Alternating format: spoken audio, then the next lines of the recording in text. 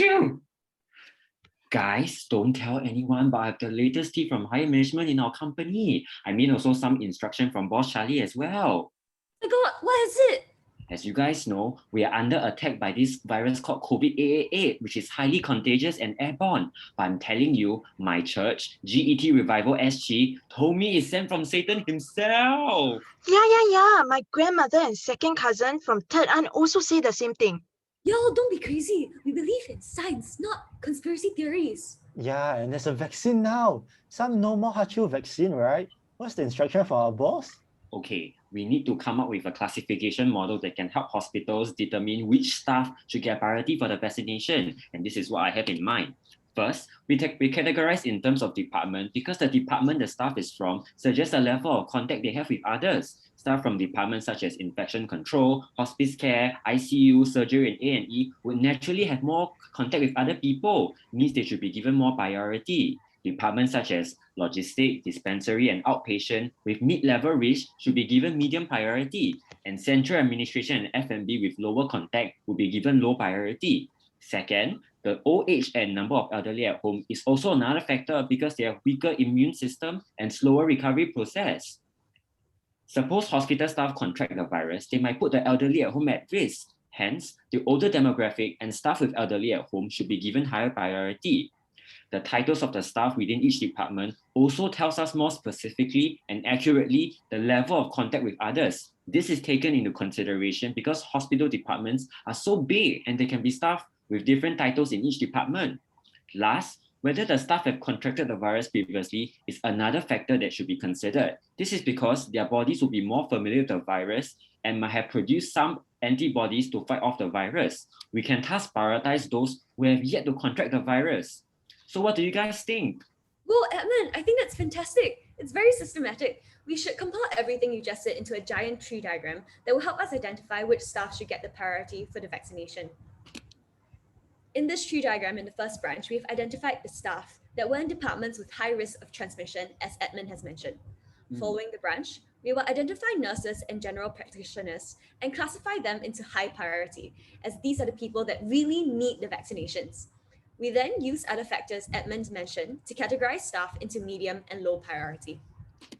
So as for the results, the number of people in low priority are 166, medium priority 224, and high priority are 110. However, for all classification models, this is only the best imperfect rule. Let me address some limitations of the model. For instance, we decided not to consider the health status of the individual, such as whether they have a history of past respiratory illness when allocating who deserves priority. Some may feel that those who have past respiratory illness may be more vulnerable to the virus and should be considered first. But we couldn't find any correlation between certain health status indicators as being more vulnerable to contracting the virus. Moreover, the main function of this classification model is to contain the virus by giving priority to medical staff that have the greatest degree of contact with people within the hospital. Another limitation from our model is that we did not take into account the number of children the employees of the hospital have at home. Children are the one demographic that may have weaker immune systems and are more vulnerable to the virus if they contract the virus from the people who work at the hospital.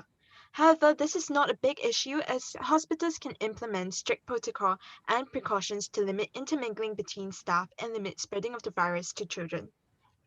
We created our model with the goal of allocating those who are at highest risk of contracting the virus. Of course, people who work in the hospital are inherently in greater need of the vaccine. We believe that general practitioners and nurses have the greatest need due to their highest contact frequency. You might question why not everyone from A&E or ICU? Well, we simply can't have everyone in high priority. Furthermore, of the list of those who died, they made up the majority of the list, hence they are assigned the highest priority. But we have also taken into account other jobs which have a high proximity, such as A&E or ICU, hence we've placed them in the medium priority. On the other side of the spectrum, we believe that those who work in the lab, F&B, and central admin had the least contact with patients and thus assigned the lowest priority. We then brought in other factors to distinguish between who would be assigned medium priority amongst the other groups who worked in the hospital. So we believe our model works best as it immediately filters those with the highest and lowest priority, while as fairly as possible assigning priority for the others, allowing us to efficiently assign our resources. Oh my God, guys, new message, new tea. Miss Safe Petrol only have 20% of our vaccines. Oh no, how are we going to decide who gets the vaccine now? Wait, I'm kind of hungry. Or am I greedy? Greedy rule! Well, Javier, you're so smart. We can use a greedy rule to solve this problem. We allocate the vaccine to the staff who's oldest first, and if there's a tie, meaning multiple people of the same age, then we allocate the vaccine to the staff with the most children. But wait, where's the food? No time for thinking about food, Javier. We have people to vaccinate. Mhm. So we took the giant Excel sheet and sorted the high priority staff by ages and number of children that they have. Our results show that we have enough vaccines for the 39 to 50-year-olds. However, there's only one last vaccine for 4 38-year-olds, and thus we take a look at the number of children that they have. As you see, Miss Carolina Walrus have the most number of children, and thus was received the very last vaccination. There's a limitation though.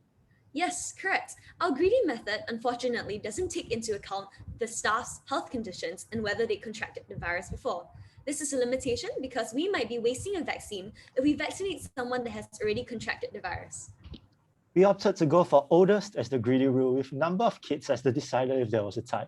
Let me explain why we believe this is the best method. To begin, all of them have already been classified as high priority, meaning all important considerations have already been taken into account. To that end, as in any group, it is logical to provide a vaccine for those who are older, as their immune systems are generally weaker and thus more vulnerable. It is also a simple yet efficient method of determining who should get the vaccine. Now, should there be a tie, we have decided to take into account the number of children one has. The reasoning is twofold.